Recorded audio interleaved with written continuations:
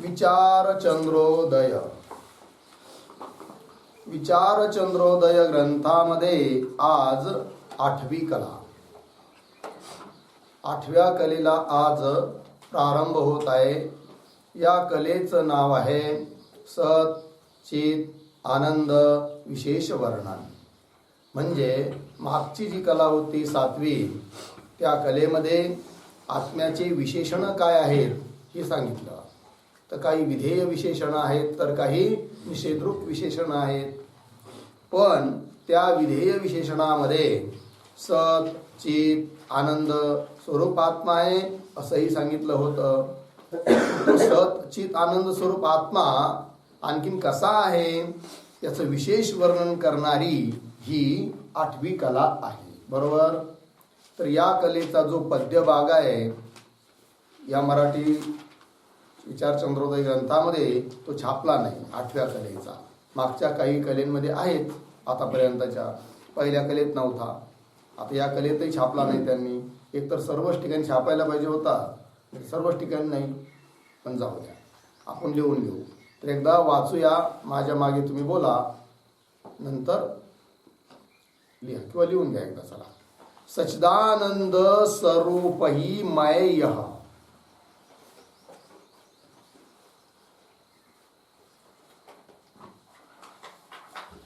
सच्चिदानंद स्वरूप ही मय्यः, सद्गुरु के मुख से पहचानो,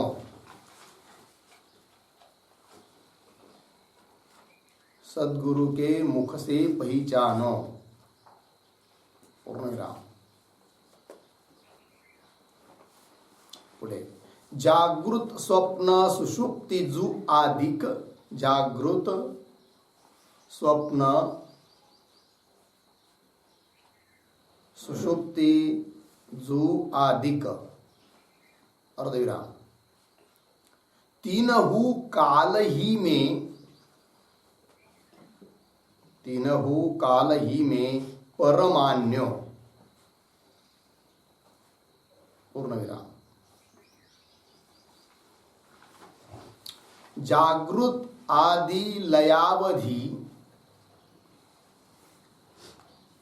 जागृत आदि लयावधि तीनहु अर्धविराम. पुढे काल ही हो इसते, कालही हो इसते सतमान्य, पूर्णविराम.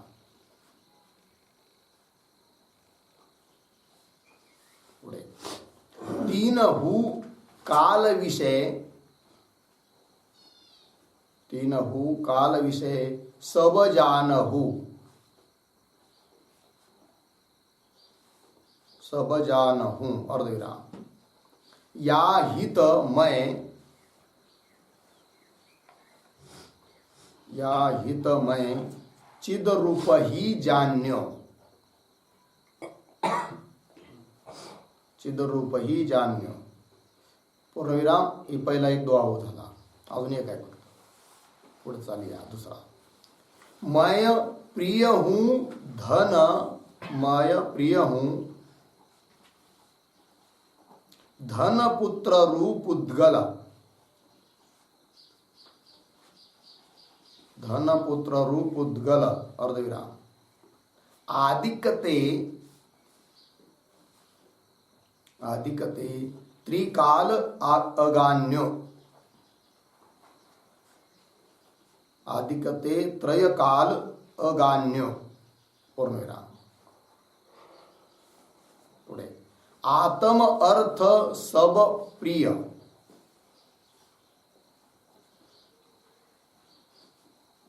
आत्म अर्थ सब प्रिय आत्म अर्धविराम. आप हित है, आप हित है प्रिय दुख न सान्य, प्रिय दुख न सान्य.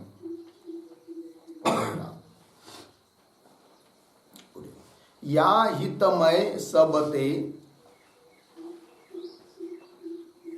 या हितमय सबते प्रियतम रू, प्रियतम रू अर्धविराम, हो परमानंद, हो परमानंद दुःख ही भान्य, दुःख ही भान्य पूर्णविराम. पुढे देहदशादी अतीत, देहदशादी अतीत सु आतम अर्धविराम, पूर्ण ब्रह्म पितांबर गान्य, पूर्ण ब्रह्म पितांबर गान्य पूर्णविराम. दुसरा आकडा समाप्त. 2 द्वैत आहे.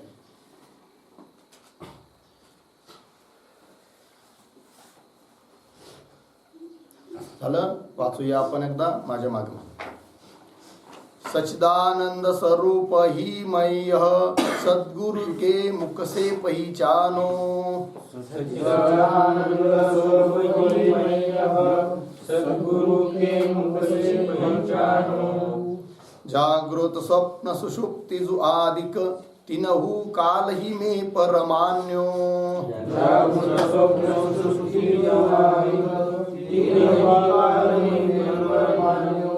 जागृत आदि लयावधि तिनहु कालई हो इसते सतमान्यो, जागृत आदि लयावधि तिनहु कालई हो इसते सतमान्यो. तिनहु काल विषय सब जानहु या हितमय चिद रूप ही जान्यो, तिनहु काल विषय सब जानहु या हितमय चिद रूप ही जानो. मय प्रिय रू धन पुत्र रू पुद्गल आदिकते त्रय काल अगान्यो, मय प्रिय हो धन पुत्र पुद्गल आदिकते त्रय काल अगान्यो. आत्म अर्थ सब प्रिय आत्म आपहित है प्रिय दुःख न सान्यो, आत्म अर्थ सब प्रिय आत्म आपहित है प्रिय दुःख न सान्यो. या हितमय सबते प्रियतम रू हो परमानंद दुःख ही भान्यो, या हितमय सबते प्रियतम रूप हो परमानंद दुःख ही भान्यो. देहदशादि अतीत सु आत्म पूर्ण ब्रह्म पितांबर गान्यो, देहदशादि अतीत सु आत्म पूर्ण ब्रह्म पितांबर गान्यो. झालं. अर्थ बघूयात. सच्चिदानंद हा अन्वय. सच्चिदानंद स्वरूप ही मय आहे ना, कैसं मय सच्चिदानंद स्वरूप ही यह सद्गुरु के मुख से पहिचानो. दुसऱ्या ओळीत जू जाग्रत स्वप्न सुषुप्ती आदिक तिनहु काल ही में परमान्य. पुढची ओळ जागृत आदि लयावधी तिनहु काल ही हो इसते सतमान्य. सरल है. पुढची पण तिनहु काल विषय सब जानहु या हितमय चिद रूप ही जान्यो. ठीक. हा झाला पहिला दोहा. त्याचा अर्थ बघूया. सरळ आहे. पितांबर स्वामी म्हणतात मय म्हणजे मी सत चित आनंद रूपही. मी सत चित आनंद स्वरूप आहे, परब्रह्म स्वरूप आहे. परंतु ही गोष्ट माझी मलाच कळाली असं नाही, तर सद्गुरूकडून जाणून घ्यावी लागली. तसं प्रत्येक साधकाने हा निश्चय तर करायचाच आहे की मी सच्चिदानंद स्वरूप आहे, पण हे जाणून घ्यायचं कुणाकडून, तर सांगतात की यह सद्गुरु के मुख से पहिचान्यो. सद्गुरु के मुख से, सद्गुरूच्या मुखातून ऐकून स्वतःला ओळखून घ्यायचं की मी कोण आहे. सत चित आनंद स्वरूप मी आहे असा. पुढे चला. तर जू म्हणजे ज्या जागृत स्वप्न सुषुप्ती अधिक अवस्था आहे. जागृत अवस्था, स्वप्नावस्था, सुषुप्ती अवस्था अधिक. तीनहु काल ही में परमान्यो. आहे की नाही. त्या तिन्ही अवस्थामध्ये मी आहे, परंतु त्या तिन्ही अवस्थापासून पर म्हणजे वेगळा आहे. जागृत, स्वप्न, सुषुप्ती हा त्याचा अर्थ. तिन्ही अवस्थेत मी अनुस्यूत आहे, परंतु त्यांनी तिन्हीपासून वेगळा आहे, भिन्न आहे. जागृत आदी लयावधी, मग मी कोण आहे वेगळा?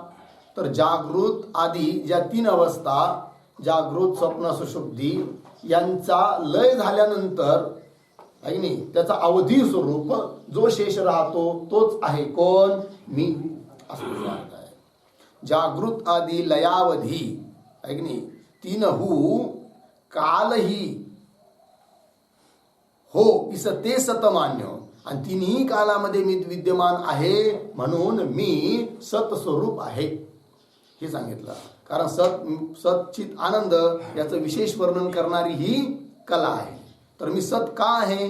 तिन्ही कालामध्ये मी विद्यमान आहे, अनुस्यूत आहे, आणि म्हणून मी कसा आहे? सत्स्वरूप आहे. असं पुढे तीनहू कालविषयी सब जाणो. आता मी चित कसा आहे हे सांगतात.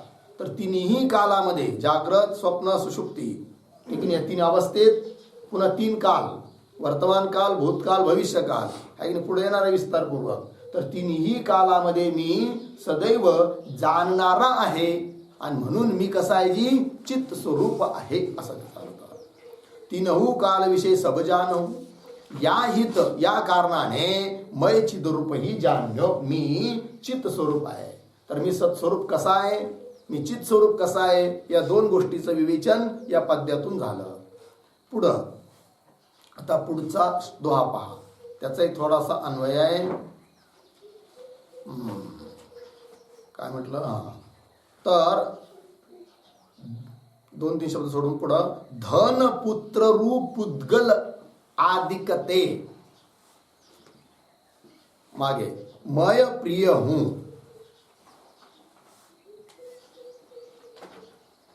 त्रय काल अगान्य, पहिली पंक्ती आली.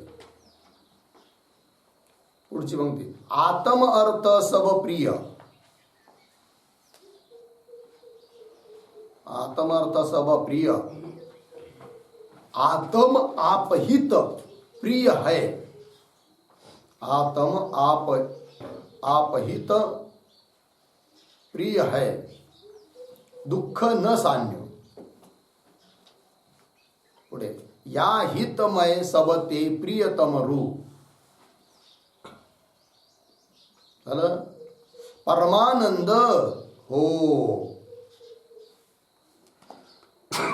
पुढची खालची ओळ सरळ, दुःखही भान्य, देहदशादी अतीत सुआत्म पूर्ण ब्रह्म पितांबर गान्य. ठीक, अर्थ पहा. तर धन, पुत्र, रु म्हणजे आणि, पुद्गल, पुद्गल म्हणजे स्थूल शरीर, आदिकते या सर्वाहून मय प्रिय हूं, मी स्वतः आत्मस्वरूप अत्यंत प्रिय स्वरूप हूं या सर्वापेक्षा. असं पुढे त्रयकाल अगान्यो आहे की नाही, आणि तिन्ही कालामध्ये माझी विद्यमानता आहे अगान्य, किंवा तिन्ही कालामध्ये मी प्रियच आहे की नाही. असं नाही की जागृतीत प्रिय आहे, स्वप्नात प्रिय नाही, सुषुप्तीत नाही, असं नाही. तिन्ही अवस्थेमध्ये, तिन्ही कालामध्ये मी सदैव प्रिय स्वरूप, आनंद स्वरूपच आहे असं. पुढे आत्मार्थ सबप्रिय याची सिद्धी करतात की मी सर्वात प्रिय स्वरूप आहे की नाही. परमप्रेमास्पद मी आहे माझं स्वरूप. का, कशावरून? तर उत्तर देत आहे की आत्मार्थ सबप्रिय, आपल्याकरिता, स्वतः करिता आपल्याला बाकीचे प्रिय वाटतात आहे की नाही. आत्मनस्तु कामय, श्रुती येते ना, सर्वम प्रियम भवती, त्याप्रमाणे आत्मअर्थ सब प्रिय, परंतु आत्म आपहित प्रिय आहे. परंतु आत्मा जो प्रिय आहे तो दुसऱ्याकरिता नाही, आत्मा आत्मा म्हणूनच प्रिय आहे, परंतु बाकीची प्रिय आहे ते आपल्याला अनुकूल आहेत म्हणून प्रिय आहे. याचा अर्थ सर्वात जास्त प्रीतीचा विषय, प्रेमाचा विषय कोण झाला? आपला आत्मा, आपलं स्वरूप. आत्म आपहित प्रिय है, दुःख न सान्यो, दुःखाचा लवलेशही माझ्या ठिकाणी नाहीत.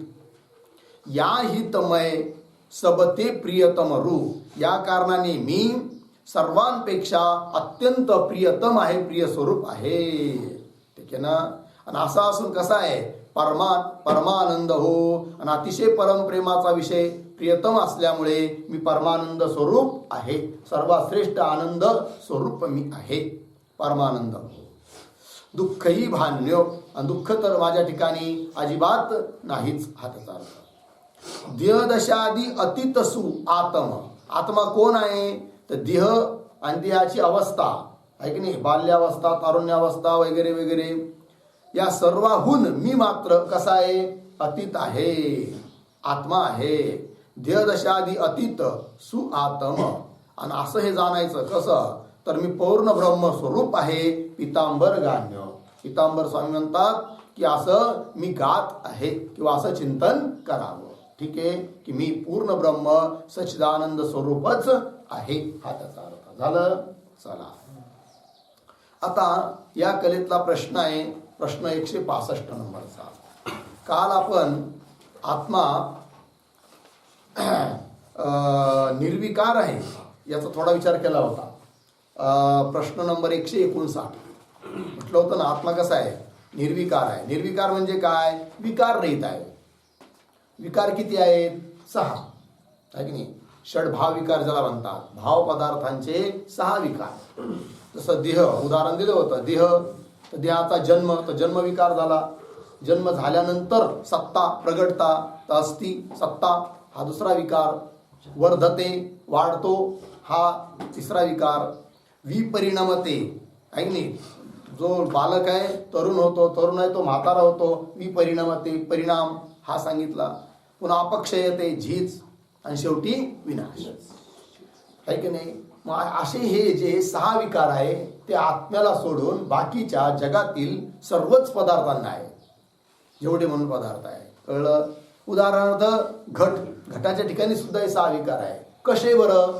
तर याची जर सिद्धी करायची झाली तर बघा होतं कसं. तर कुंभार काय करतो? माती सांडतो, चिखल तयार करतो, आणि ती चिखलाचा एक थोडासा गोळा घेऊन त्या चाकावर ठेवतो. बरोबर? चाकावर ठेवून त्यामध्ये हात धरला तर लगेच एक घट तयार होतो. तर तो झाला घटाचा जन्म. काय झालं? घटाचा जन्म. 6 विकार सांगायचे ना. मग तो घट त्या चाकावरून तो उचलतो आणि थोडा बाजूला ठेवतो सुकायला. थोडा वेळ सुकला आहे की नाही, तर आता हा जो दुसरा विकार पुन्हा अस्ति. घट उत्पन्न होण्याच्या अगोदर आहे अशा व्यवहाराचा विषय होता का? नाही. उत्पन्न झाल्यावर आपण म्हणू लागलो ना हा घट आहे. मग जन्म हा पहिला विकार, अस्ति म्हणजे प्रगट झाला, आता तो सत्ता हा दुसरा विकार. बरोबर? त्याच्यानंतर तिसरा विकार आहे कोणता? वर्धते. तो कसा बरं? घट कस काय वाढतो? तर बघा, तो उचलून ठेवलेला जो घट आहे थोड्या वेळ सुकण्याकरिता, नंतर तो कुंभार त्या घटाला घेतो आणि त्याचं खालचं बूड बुजवतो, ठोकून ठाकून त्याला लांबवतो, व्यवस्थित करतो. ते झाली त्याची वर्धते, वाढ आहे की नाही. अगोदर कमी होता ना तो, त्याला पूर्ण केलं, मग हा काय झालं? वर्धते नावाचा विकार झाला, वाढला. त्याच्यानंतर तो घट 4, 5, 6 दिवस सुकवला, तर नंतर त्या घटाला तो कुंभार आव्यात ठेवतो भाजण्याकरिता. मग भाजून जेव्हा आव्यातून बाहेर आला तर तो झाला काय? विपरिणाम, परिणाम, 4था विकार. बरोबर? आणि मग तो बाजारात घेऊन गेला, त्याला विकलं, घेणारा मनुष्य घरी घेऊन गेला आणि 6 महिनेभर पर्यंत पाणी पिला. नंतर थोडंसं टच लागला आणि त्याला रेष गेली किंवा छिद्र पडलं, ते झाला अपक्षय. त्याला काय म्हणायचं? अपक्षय. आणि शेवटी एक दिवस फुटला तर तो झाला विनाश. तर घटाच्या ठिकाणी सुद्धा जन्म, अस्ति, वर्धते, विपरिणमते, अपक्षयते आणि विनश्यते, 6 षडभाव विकार आहेत. त्याप्रमाणे आत्म्याच्या ठिकाणी या 6 विकारापैकी कोणताही विकार नाही. म्हणून आत्मा कसा आहे? निर्विकार, विकार रहित आहे. कळला अर्थाची? चला, आणि हे सावयव पदार्थाच्या ठिकाणी आणि भाव पदार्थाच्या ठिकाणी विकार असतात. पण आत्मा जरी भावरूप असला पण तो सावयव नाही, निरवयव आहे. म्हणून आत्म्याच्या ठिकाणी या 6 विकारापैकी कोणताही विकार नाही. लागलं की नाही? जन्मही नाही, नाशही नाही, इत्यादी. आता चला, प्रश्न नंबर 165. प्रश्न आहे, सत म्हणजे काय? बरोबर? सत, आत्मसत आहे म्हणता म्हणे तुम्ही, तर सत सत सत नेमकं काय आहे? कशाला म्हणतात सत? तो उत्तर, तिन्ही काळी ज्याचे अस्तित्व असते ते सत होय. बरोबर. तीनही काळामध्ये जो विद्यमान आहे, अबाधित आहे, त्रैकालाबाध्यत्वम सत्यत्वम असं म्हटलेलंच आहे की नाही. तर जो जागृतीत आहे, स्वप्नात, सुषुप्तीत आहे, भूतकाळात आहे, वर्तमान काळात आहे, भविष्य काळात आहे, तिन्ही काळात जो असतो त्याला म्हणतात काय? सत. सतलाच दुसऱ्या भाषेत बोलता येतं नित्य. तर आत्मा कसा आहे? सत्य आहे, अर्थात नित्य आहे. पुढे चला. प्रश्न नंबर 166. चित म्हणजे काय? चित कशाला म्हणायचं? तर सांगतात तिन्ही काळी जो सर्वांना जाणतो तो चित होय. बरोबर. तिन्ही काळामध्ये, सर्व अवस्थेत, सर्व काळात जो इतरांना जाणतो त्याला काय म्हणायचं? चित. चित म्हणजेच ज्ञान स्वरूप आहे. कोण? आत्मा. पुढे आनंद म्हणजे काय? तिन्ही काळी जो परमप्रेमाचा विषय असतो तो आनंद होय. बरोबर. तिन्ही काळामध्ये काय? अत्यंत परमप्रेम, सर्वात जास्त प्रेम कुणावर असतं? आपल्या आत्म्यावरच असतं, आपल्या स्वरूपावरच असतं. कळलं अर्थ? कसं काय? काल परवा 2 उदाहरण दिले होते, अजून एक उदाहरण देणार आहे, परंतु थोडे अजून 2-3 प्रश्न वाचूया आपण पुढे. ठीक आहे, चला. पुढचा प्रश्न आता उत्तर झालं ना. तिन्ही काळी जो परमप्रेमाचा विषय असतो तो आनंद होय. लागलं. पुढचा प्रश्न, प्रश्न नंबर 168. आता हा सामान्य उल्लेख झाला. सत म्हणजे काय, चित म्हणजे काय, आनंद म्हणजे काय. आता पुन्हा एकाचा विस्तार. तर मी सद्रूप आहे हे कसे समजावे? कळलं? प्रश्न केला आहे की म्हणे ठीक आहे, देह मी नाही, देहावर मी अतीत आहे, आत्माच मी आहे, पण मी आत्मा सद्रूप आहे असं कसं समजावं? तर उत्तर दिलं आहे, तिन्ही काळी मी आहे, मी तिन्ही काळात आहे. यास्तव म्हणजे यामुळे मी सद्रूप आहे की नाही? सत्स्वरूप आहे. कोण? मी. मी शब्द लिहू शकता तिला. यास्तव मी सद्रूप आहे असे समजावे, म्हणजे असा निश्चय करावा.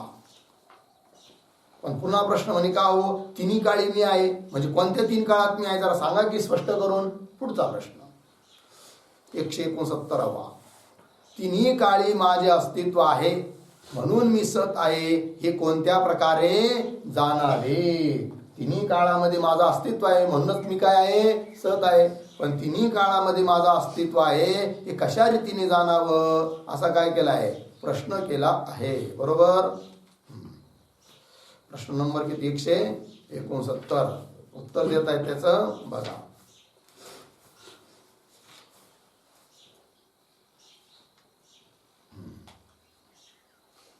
तर इथं उत्तर वाचूया मराठीत.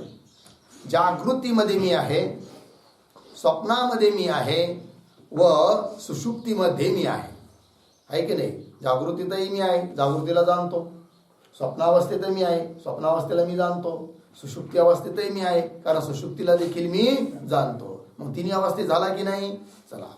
याचप्रमाणे काळ म्हणजे तिन्ही काळात मी आहे, मास महिन्यात मी आहे, वर्षात मी आहे, अवस्था तिन्ही अवस्थेत मी आहे, भावी उत्तर जन्म, युग, मनु, कल्प, भूतकाळ, भविष्यकाळ, वर्तमान काळ या प्रकारे तिन्ही काळी मीच असल्याने मी सद्रूप आहे हे सांगितलं. ठीक आहे. याच्यामध्ये मूळ ग्रंथामध्ये थोडा विस्तार चांगला केला आहे. काय म्हटलंय बघा, तिन्ही कालामध्ये मी आहे म्हणून मी सत आहे असं सांगितलं. तर कसं? जागृती विषय मैं हूँ, स्वप्न विषय मैं हूँ, सुषुप्ती विषय मैं हूँ. तिन्ही अवस्थेत मी आहे की नाही? जागृतीत मी आहे, स्वप्नात मी आहे, सुषुप्तीत मी आहे. त्याचप्रमाणे प्रातःकाल, मध्यान्हकाल, सायंकाळ. प्रातःकाळी मी आहे सकाळी, मध्यान्हकाळ दुपारी गेलो कुठं? मग नाही, दुपारी देखील मी आहे की नाही? पुन्हा संध्याकाळी देखील मी आहे. असं होतं का कधी? संध्याकाळ झाली आणि आता मी संपलो म्हणून माझा वेळ झाला, आता मी नष्ट झालो, असं कधी होत नाही. तर तिन्ही काळात, प्रातःकाळ, मध्यान्हकाळ आणि सायंकाळ, तिन्ही काळात मी आहे. आणखीन दुसऱ्या 3 गोष्टी पहा. दिवसा मी आहे, रात्री मी आहे. बरोबर आहे की नाही? रात्रीही आहे, दिवसाही आहे. पक्ष म्हणजे पंधरवाडा, त्याच्यातही मी आहे, शुक्ल पक्ष, कृष्ण पक्ष. मास म्हणजे महिना, महिन्यातही मी आहे की नाही. मागच्या महिन्यात नव्हतो आणि ह्या महिन्यात आहे असं कधी आहे का? मागच्या महिन्यात होतो, ह्या महिन्यात आहे, पुढच्याही महिन्यात राहणार आहे, कारण माझा कधी नाशच होत नाही आहे की नाही. त्याचप्रमाणे ऋतूविषयी हूँ. ऋतू म्हणजे 2 महिन्याचा एक काय असतो ऋतूत मी आहे. मग त्याच अनुषंगाने पूर्ण वर्षभरात देखील मी आहे. असंच पुढं जायचं. जर 3 वर्षभरात मी आहे. दुसरी गोष्ट आणखी, या शरीराची जेव्हा बाल्यावस्था होते तेव्हा बाल्यावस्थेत देखील मी होतो, तर बाल्यावस्थेत मी आहे. बरं, तरुणावस्थेत मी आहे, वृद्धावस्थेत मी आहे, 3 अवस्थेत आहे की नाही. त्याचप्रमाणे मग आता जसं इथं या जन्मातील या 3 अवस्थेत मी आहे. बाल्यावस्थेत आहे, तरुणावस्थेत आहे, वृद्धावस्थेत आहे, सकाळी आहे, दुपारी आहे, संध्याकाळी आहे, अशा रीतीने पूर्ण वर्षात आहे, महिन्यात आहे, सर्व ठिकाणी मी आहे. मग याच गणितानुसार पूर्व देहामध्ये देखील मी होतो. म्हणजे याचा अर्थ आता संपलो असं नाही. या वर्तमान देहामध्ये देखील मी आहे. आणि एवढंच नाही, याच गणितानुसार कदाचित पुढे भावी देह प्राप्त झाला तर त्यातही मी असणारच आहे. 3 देहात मी आहे की नाही. अशाच रीतीने याच रीतीने पुन्हा युगामध्ये मी आहे. प्रत्येक युगात, आता कलियुग चालू आहे की नाही, कलियुगात मी आहे. मागे जे युग झाले त्रेता, द्वापार वगैरे वगैरे, त्याच्यातही मी आहे. आणि पुढेही मी कदाचित, जर माझा मोक्ष नाही प्राप्त झाला, मोक्ष प्राप्त झाल्यावर आहेच आहे की नाही, माझा नाश होतच नाही. परंतु पुढं समजा कदाचित मोक्ष प्राप्त नाही झाला तर देहाला घेऊनही मी असणारच आहे. पण देह तर नष्ट होणार आहे, कोणता तरी देह असणार आहे. पण देह असो अगर नसो, माझं जे रूप आहे सतचित आनंद स्वरूप, त्या रूपाने तर मी सदैव सर्व कालात आहेच. तेच सांगतात, युगात मी आहे, मनूमध्ये मी आहे, मन्वंतर ज्याला म्हणतात, कल्पामध्ये मी आहे, त्याचप्रमाणे भूतकालात मी आहे, वर्तमानात कालात मी आहे, भविष्य कालात मी आहे. अशा रीतीने या गणितानुसार 3 कालामध्ये माझं अस्तित्व विद्यमान आहे. आणि याच्यावरून ठरतं मग मी काय आहे, सत्स्वरूप आहे. मी सत कसा आहे याची झाली इथं सिद्धी. लागलं आपल्या एका जीवनातील काही गोष्टींना घेऊन हे पूर्ण गणित बनवलं तर मी कसा ठरलो, सत्स्वरूप, हा त्याचा अर्थ. पुढचा प्रश्न चला. प्रश्न नंबर आहे 170. मजहून भिन्न असलेले नामरूपाधिक वस्तूसहित 3 काळाचे कोणते स्वरूप आहे. म्हणे का हो, मी तर या काळाहून भिन्न आहे आणि 3 काळात मी आहे. याचा अर्थ काळाहून मी भिन्न झालो. माझ्याहून भिन्न असणारा जो जे नामरूपाधिक वस्तू आणि त्या वस्तूसहित 3 काळ यांचं काय रूप आहे. मग हे जर माझं स्वरूप नाहीये तर कळलं की. अर्थात माझ्याहून भिन्न असणारे नाम, रूप, ह्या वस्तू आणि 3 काळ यांचं रूप, नेमकं स्वरूप काय आहे असा प्रश्न. मजहून भिन्न असलेले नामरूपाधिक वस्तू सहित 3 काळाचे कोणते स्वरूप आहे. लागला अर्थ. उत्तर, मजहून भिन्न असलेले नामरूपाधिक वस्तू सहित 3 काळ असत रूप आहे असे निश्चित समजावे.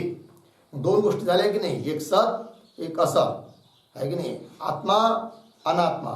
आत्मा आहे मी, म्हणून मी कसं झालो, सत आहे की नाही.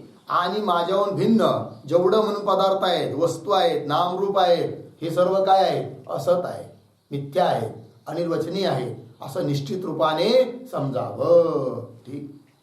मजहून भिन्न असलेले नामरूपाधिक वस्तूसहित 3 काळ असत रूप आहे असे निश्चित समजावे. लागला अर्थ. पुढचा प्रश्न. प्रश्न नंबर 171. सत असताचा निर्णय कोणत्या साधनाने होतो. म्हणजे अमुक वस्तू सत आहे, अमुक वस्तू असत आहे म्हणजे मिथ्या आहे, हा निर्णय कोणत्या साधनाने होतो असा प्रश्न. उत्तर, सत असताचा निर्णय अन्वय व्यतिरेक नामक युक्तीने होतो. अन्वय आणि व्यतिरेक याच्यावरून ठरतं काय, सत कोण आहे आणि असत कोण आहे. ठीक आहे जी. अन्वय व्यतिरेक. अन्वय म्हणजे काय, तत्सत्वे तत्सत्वम अन्वय, तदाभावे तदाभाव व्यतिरेक, याला व्यतिरेक म्हणतात. जसं उदाहरण, जर माती असेल तर घट होतो, हा अन्वय. माती नसेल तर घट होत नाही, याला म्हणायचं काय, व्यतिरेक. अशा रीतीच्या अन्वय व्यतिरेकावरून सत्वस्तू कोणती आणि असत वस्तू कोणती याचा काय होत असतो, निर्णय होतो. पुढचा प्रश्न नंबर 172.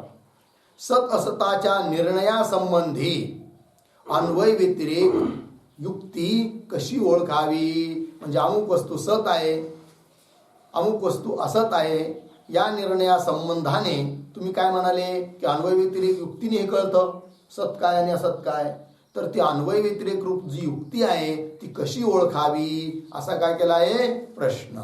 ठीक आहे, तर उत्तर देतात पहा. जो मी जागृतीत आहे, जागृत अवस्थेमध्ये जो मी आहे तोच मी स्वप्नात आहे. जो मी स्वप्नात आहे तोच मी सुषुप्तीमध्ये आहे. बरोबर आहे की नाही. जागृतीतला मी वेगळा, स्वप्नातला मी वेगळा, सुषुप्तीतला मी वेगळा असा आहे का, नाही. जागृतीतला मी जो आहे तोच मी स्वप्नात आहे, जो स्वप्नात आहे तो सुषुप्तीत आहे. म्हणून मी तिन्ही अवस्थात असल्याने, तिन्ही अवस्थेमध्ये विद्यमान असल्यामुळे माझा तिन्ही अवस्थात अन्वय आहे. तिन्ही अवस्थेमध्ये माझा काय आहे अन्वय. तिन्ही अवस्था कोणत्या, जागृत स्वप्न सुषुप्ती, तिन्ही अवस्थात अन्वय आहे. तथापि ज्या अर्थी या तीनही अवस्था माझ्यामध्ये नाहीत आहे की नाही. परंतु जागृत म्हणजे मी आहे का, नाही. जर जागृत म्हणजेच मी असतो तर मी जेव्हा स्वप्नात जातो तेव्हा देखील ती जागृती माझ्याबरोबर आली असती, पण ती जागृती मला सोडून देते. याचा अर्थ मी म्हणजे जागृती नाही आहे की नाही. बरं, मग मी म्हणजे काय स्वप्न आहे का, नाही. स्वप्न अवस्थेत मी आहे पण स्वप्न म्हणजे मी नाही. कारण स्वप्न हीच जर आपली अवस्था असती तर स्वप्नाहून जेव्हा आपण सुषुप्तीत जातो तेव्हा स्वप्न मागं सुटतं, तर ते मागं सुटलं नसतं, तिथेही ते आलं असतं. त्याचप्रमाणे सुषुप्ती अवस्था म्हणजे मी नाही आहे. कारण सुषुप्तीतून जेव्हा आपण जागृतीत येतो तेव्हा ती सुषुप्ती सुटून जाते. याचा अर्थ जी सुटणारी आहे ते आपलं स्वरूप होऊ शकत नाही. मग मी मात्र तिन्ही ठिकाणी अनुगत आहे, जागृतीत आहे, स्वप्नात आहे, सुषुप्तीत आहे. म्हणजे माझा काय झाला अन्वय. आणि अवस्थांचा काय झाला व्यतिरेक. जेव्हा जागृत असते तेव्हा स्वप्न नाही, स्वप्न आहे तेव्हा सुषुप्ती नाही आहे की नाही. एक सुटून जातात त्या, म्हणून त्यांचा काय झाला व्यतिरेक. कळलं. चला, म्हणून मी तिन्ही अवस्थात असल्याने माझा तिन्ही अवस्थात अन्वय आहे. तथापि ज्या अर्थी या तीनही अवस्था माझ्यामध्ये नाहीत म्हणून या तीनही अवस्थांचा माझ्या ठिकाणी काय आहे व्यतिरेक आहे. एवं प्रकारे अशा रीतीने सत असत संबंधी अन्वय व्यतिरिक युक्ती समजावी. सत आणि असताच्या संबंधाने ही अन्वय व्यतिरिक रूप युक्ती दिली आहे. लागला अर्थ. जो मी जागृत अवस्थेत असतो तोच मी स्वप्नात असतो, जो स्वप्नात असतो आहे की नाही. आणि म्हणून मी कसा आहे सत आहे. बरोबर. पण जागृत माझ्या ठिकाणी नाही आणि म्हणून जागृत कशी आहे असत. अन्वय व्यतिरेकाने कळून घ्यायचा. बघा, जो स्वप्नात मी आहे तोच मी सुषुप्तीत आहे, म्हणजे माझा काय झाला अन्वय आहे की नाही. आणि म्हणून मी सत आहे कारण माझा अन्वय आहे. ज्याचा अन्वय आहे तो सत. मग जो मी जागृतीत आहे तोच मी स्वप्नात आहे, म्हणजे माझा अन्वय झाला. आणि ज्याचा अन्वय असतो तो काय आहे सत. आणि ज्याचा व्यतिरेक तो असत, कारण हाच अन्वय व्यतिरेक आहे ना. नियम काय केला की ज्याचा अन्वय आहे तो सत आणि ज्याचा व्यतिरेक आहे तो असत. मग अन्वय कुणाचा होऊ राहिला आत्म्याचा, व्यतिरेक कुणाचा होऊ राहिला अवस्थाधिकांचा. आणि म्हणून अवस्थाधिक कसे असत आणि आत्मा कसा सत, हा त्याचा अर्थ. तर बघा, स्वप्नामध्ये मी आहे तोच मी सुषुप्तीत आहे म्हणून मी सत. परंतु माझ्या ठिकाणी स्वप्न नाही म्हणून स्वप्नाचा व्यतिरेक, आणि ज्याचा व्यतिरेक आहे ते असत म्हणून स्वप्न झालं असत. बरोबर. पुन्हा जो मी सुषुप्तीत आहे तोच मी सकाळी आहे, प्रातः काळात आहे, जागृतीत प्रातः काळात आहे म्हणून मी सत आहे. परंतु सुषुप्ती माझ्या ठिकाणी नाही, अर्थात सुषुप्तीचा व्यतिरेक, आणि म्हणून सुषुप्ती काय झाली असा. ठीक आहे ना. जो मी प्रातः काळी आहे तोच मी माध्यान्ह काळी आहे, दुपारी आहे, म्हणजे दोन्ही ठिकाणी मी आहे, माझा अन्वय आहे आणि म्हणून मी सत. बरोबर आहे की नाही. पण प्रातः काळ माझ्या ठिकाणी आहे का, नाही. ती जर माझ्या ठिकाणी असती तर मी जेव्हा माध्यान्ह काळात जातो तेव्हाही ती माझ्या बरोबर राहिली असती. कोण प्रातःकाळ. पण आहे का? नाही. म्हणजे माझा धर्म नाही आहे ती एक असत वस्तू आहे, तिचा व्यतिरेक असल्यामुळे. म्हणून असत आहे प्रातःकाळ. बर, अशीच पुढे लिंक लावायची मध्यान्ह काळ, आहे की नाही? तर जो मी मध्यान्ह काळात आहे तोच मी संध्याकाळी आहे, म्हणजे माझा अन्वय झाला. आणि ज्याचा अन्वय आहे तो सत आहे, आणि म्हणून मी कसा आहे? सत्स्वरूप आहे. परंतु माध्यान्ह काळ माझ्या ठिकाणी नाही, आणि म्हणून माध्यान्ह काळ कसा आहे? असत आहे.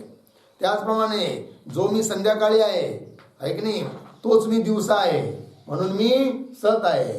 परंतु संध्याकाळी माझ्या ठिकाणी नाही, तिचा व्यतिरेक आहे, आणि म्हणून संध्याकाळी काय आहे? असत आहे. जो मी दिवस आहे तोच मी रात्री आहे, म्हणून माझा अन्वय. याचा अर्थ मी कसा आहे? सत्स्वरूप आहे.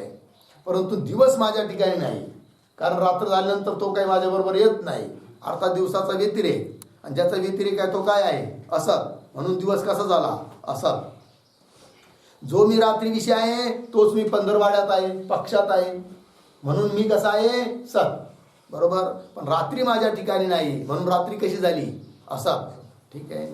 जो मी पंधरवाड्यात आहे तोच मी महिन्यात आहे, म्हणून माझा काय आहे? अन्वय. आणि अन्वय आहे म्हणून मी सत.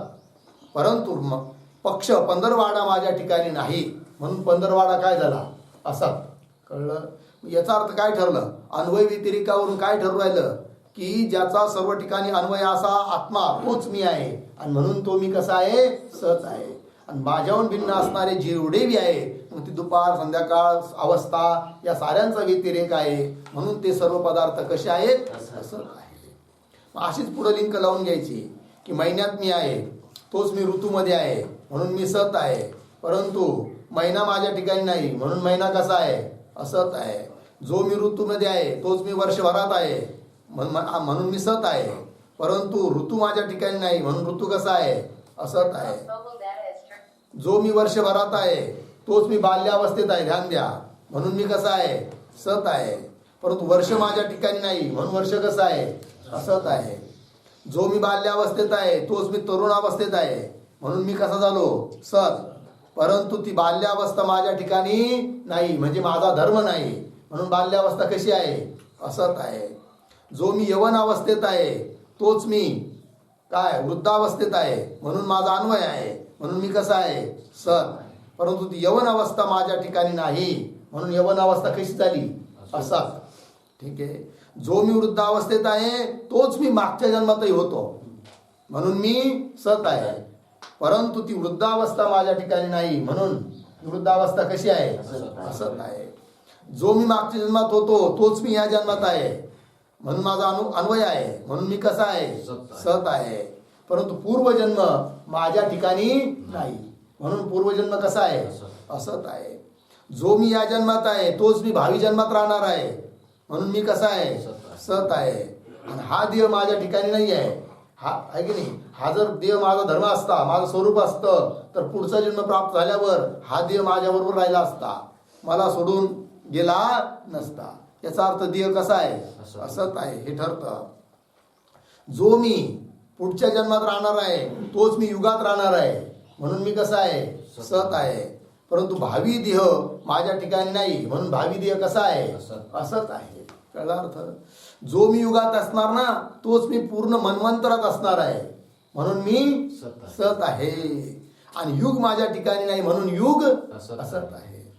जो मी पूर्ण मनुमध्ये म्हणजे मनवंतरात राहणार आहे तोच मी कल्पात राहणार आहे, म्हणून मी सत आहे. आणि मनवंतर माझ्या ठिकाणी नाही, म्हणून मनवंतर असत आहे. जो मी कल्पामध्ये राहणार आहे तोच मी भूतकाळात आहे की नाही, म्हणून मी सत आहे.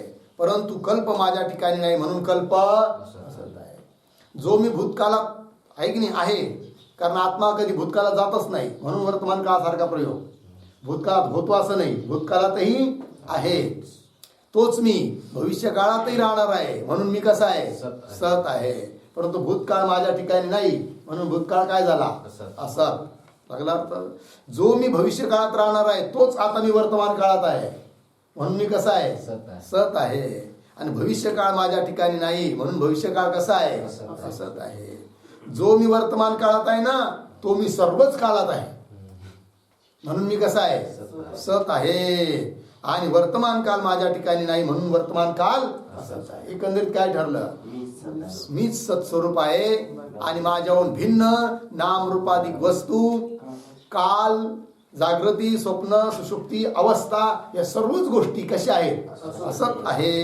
हा निर्णय ठरला आणि हा निर्णय ठरण्याकरिता युक्ती दिली कोणती? अन्वय व्यतिरेक. माझा सर्व ठिकाणी अन्वय आहे आणि बाकीच्या पदार्थांचा व्यतिरेक आहे. आणि माझा अन्वय आहे म्हणून मी सत आहे आणि माझ्याहून भिन्न सर्वच वस्तूंचा, व्यक्तींचा, सर्व पदार्थांचा, अवस्थांचा व्यतिरेक आहे म्हणून त्या सर्व असत आहे. पक्का निर्णय झाला. मग चला पुढचा प्रश्न. पुढचा प्रश्न काय आहे? प्रश्न नंबर 173. मी चिद्रूप कोणत्या प्रकाराने आहे? कळला अर्थ? मी चित स्वरूप आहे हे कसं जाणावं? तर दोन गोष्टी झाल्या आतापर्यंत. मी सत्स्वरूप कसा आहे? नाही, ही झालं. आता चितचा नंतर येणार आहे आनंद. बरोबर. तर मी चिद्रूप कोणत्या प्रकाराने आहे हा प्रश्न. उत्तर: तिन्ही काळांना मी जाणतो म्हणून मी चिद्रूप आहे. सरळ सरळ उत्तर.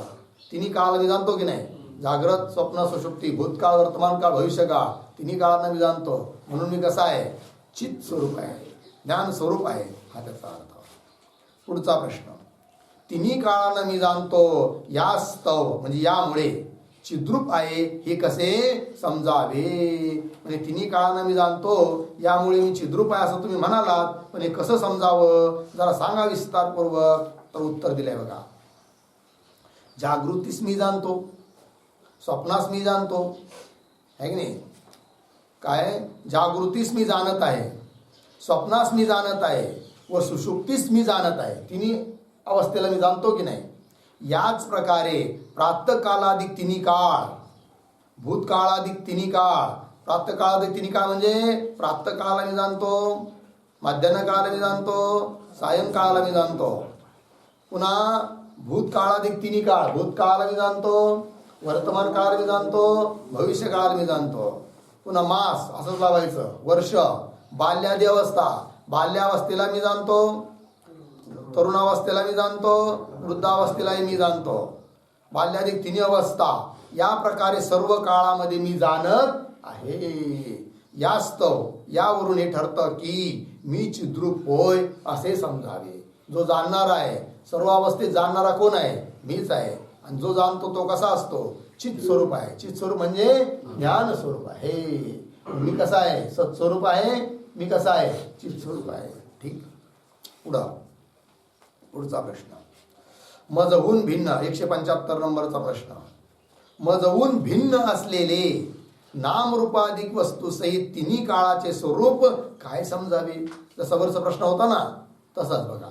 माझ्याहून भिन्न असलेले नामरूपाधिक वस्तू सहित तिन्ही काळ यांचं स्वरूप कसं समजावं? उत्तर: मजहून भिन्न असलेले नामरूप सहित तिन्ही काळ दुःखरूप आहेत असे निश्चित समजावे. तिथं दुःखरूप आहे याच्याऐवजी जड स्वरूप आहेत असे निश्चित समजावे असं पाहिजे. कारण विषय किस कारखाना चालू आहे, चित आणि जड.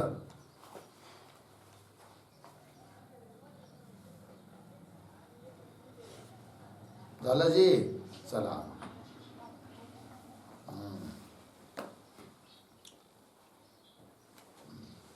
अगलं उत्तर जड आहे. कसं आहे? मी काय उत्तर दिलंय? मजहून भिन्न असलेले कोण? नाम रूप सहित तिन्ही काळ आहे ना. तिन्ही काळ, तिन्ही अवस्था सर्व घ्यायचं. तिन्ही काळ कसे आहेत? जड आहेत असे निश्चित समजावे. मी कसा आहे?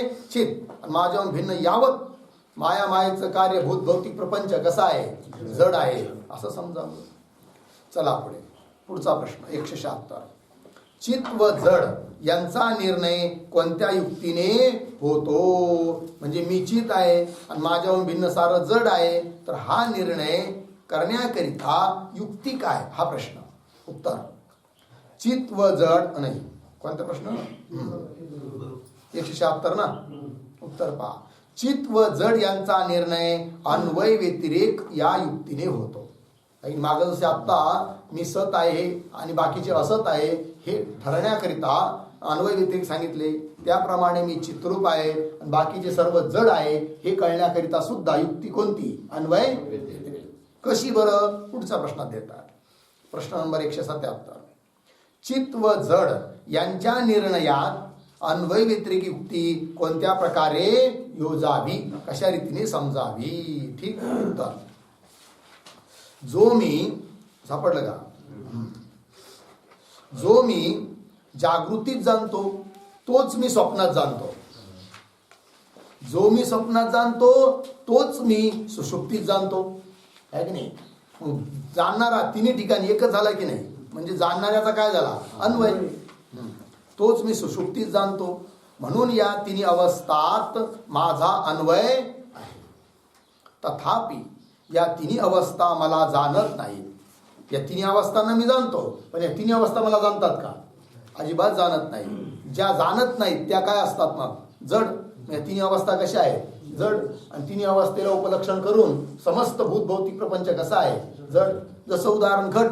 घटाला मी जाणतो, जाणणारा मी आहे म्हणून मी चित. पण घट मला जाणतो का? बरं घट स्वतःला जाणतो का? बरं घट दुसऱ्याला जाणतो का? नाही. म्हणून घट कसा आहे? जड. कळलं की नाही? म्हणून मी जाणणारा चित स्वरूप आहे आणि माझ्याहून भिन्न यच्चे यावत कसा आहे? जड आहे. अन्वय व्यतिरिक्त झाला. पंक्ती पहा. तोच मी सुषुप्तीत जाणतो म्हणून या तिन्ही अवस्थात माझा अन्वय आहे. तथापि या तिन्ही अवस्था मला जाणत नाहीत म्हणून त्यांचा माझ्या ठिकाणी काय आहे? व्यतिरेक आहे. अशा युक्तीने चित जड निर्णयामध्ये अन्वय व्यतिरिक्त युक्तीची योजना करावी. अशा रीतीने चित कोण आणि जड कोण हे कळून घेण्याकरिता अन्वय व्यतिरिकाने समजावं. ठीक आहे ना? जो मी जागृतीला जाणतो तोच मी स्वप्नाला जाणतो म्हणून मी चित. हा झाला अन्वय, आहे की नाही? जागृत मला जाणत नाही म्हणून जागृत काय झाली? सर तसंच जो मी स्वप्नाला जाणतो तोच मी सुषुप्तीला जाणतो म्हणून मी काय झालो? चित. परंतु स्वप्न मला जाणत नाही म्हणून स्वप्न कसं आहे? जड आहे. अशा रीतीने चित आणि जड यांचा निर्णय करण्याकरिता हा झाला काय? अन्वय आणि व्यतिरेक. ठीक आहे. तर मुख्य 3 गोष्टीचं वर्णन या कलेत होणार आहे. सत, चित, आनंद. तर मी सत कसा आहे, माझ्याहून भिन्न सर्व बाकीचं असत कसं आहे, हाही निर्णय झाला. मी चित कसा आहे आणि माझ्याहून भिन्न बाकीचं यच्चे यावत जड का आहे, अन्वय व्यतिरेक देऊन हाही निर्णय झाला. आता तिसरा प्रश्न, आनंद. तर मी आनंद स्वरूप कसा आहे आणि माझ्याहून भिन्न सर्व दुःख स्वरूप कसं आहे, हा निर्णय करायचा आहे. त्याचा विचार आपण उद्या करणार आहोत. ओम पूर्णमद पूर्णात् पूर्णमुदच्यते पूर्णस्य